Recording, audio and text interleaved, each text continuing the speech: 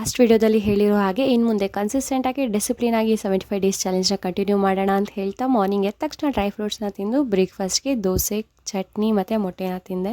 Breakfast ಮುಗಿಸ್ಕೊಂಡು ನಾನು 11:30 ಬ್ಯಾಚ್ಗೆ ಯೋಗ ಕ್ಲಾಸಿಗೆ ಜಾಯ್ನ್ ಆದೆ. ಇವತ್ತು ನಾವು ಚಂದ್ರ ನಮಸ್ಕಾರ ಮಾಡಿದ್ವಿ.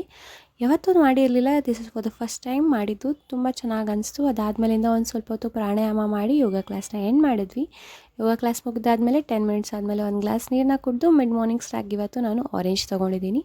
ಲಂಚ್ಗೆ ಇವತ್ತು ಸಿಂಪಲ್ಲಾಗಿ ರೈಸು, ಬೀನ್ಸ್ ಪಲ್ಯ, ಕೈಮಾ ಮತ್ತು ಸಾಂಬಾರು ಮೊಟ್ಟೆನ ತಿಂದು ತುಂಬ ದಿನ ಆದಮೇಲೆ ನಮ್ಮ ಸೂರ್ಯವರು ಆಚೆ ಬಂದಿದ್ದಾರೆ. ಈವ್ನಿಂಗ್ ಸ್ನ್ಯಾಕ್ಗೆ ಒಂದು ಸ್ವೀಟ್ ಪೊಟ್ಯಾಟೋನ ತಿಂದು ಡಿನ್ನರ್ಗೆ ಇವತ್ತು ಡಿಫ್ರೆಂಟಾಗಿ ಕೀಮಾ ದೋಸೆ ಮಾಡ್ಕೊತಾ ಇದ್ದೀನಿ. ಇದು ರೆಸಿಪಿ ಏನಾದರೂ ಬೇಕಿದ್ರೆ ನನಗೆ ಕಮೆಂಟ್ನಲ್ಲಿ ತಿಳಿಸಿ. ಈ ಇಯರಷ್ಟರಲ್ಲಿ ಒಂದು ಒಳ್ಳೆ ಡಿಸಿಪ್ಲಿನ್ ರೂಟೀನ ಬಿಲ್ಡಪ್ ಮಾಡಬೇಕಂತ ಇನ್ನು 75 ಡೇಸ್ ಚಾಲೆಂಜ್ನ ಸ್ಟಾರ್ಟ್ ಮಾಡಿದ್ದು. ಇದರಲ್ಲಿ ಅಪ್ಸ್ ಆ್ಯಂಡ್ ಡೌನ್ಸ್ ಇದ್ದೇ ಇರುತ್ತೆ, ಮೂಡ್ ಸ್ವಿಂಗ್ಸ್ ಬಂದೇ ಬರುತ್ತೆ. ಸೊ ನಾನು ಫಸ್ಟೇ ಹೇಳಿರೋ ಹಾಗೆ ಪಾಸ್ ಮಾಡ್ತೀನಿ, ಆದರೆ ಸ್ಟಾಪ್ ಮಾಡೋದಿಲ್ಲ ಅಂತ. ಸೊ ಇದೇ ಥರ ಹೆಚ್ಚಿನ ವೀಡಿಯೋಸ್ಗೋಸ್ಕರ ಸಬ್ಸ್ಕ್ರೈಬ್ ಮಾಡ್ಕೊಳ್ಳಿ. Thanks for watching.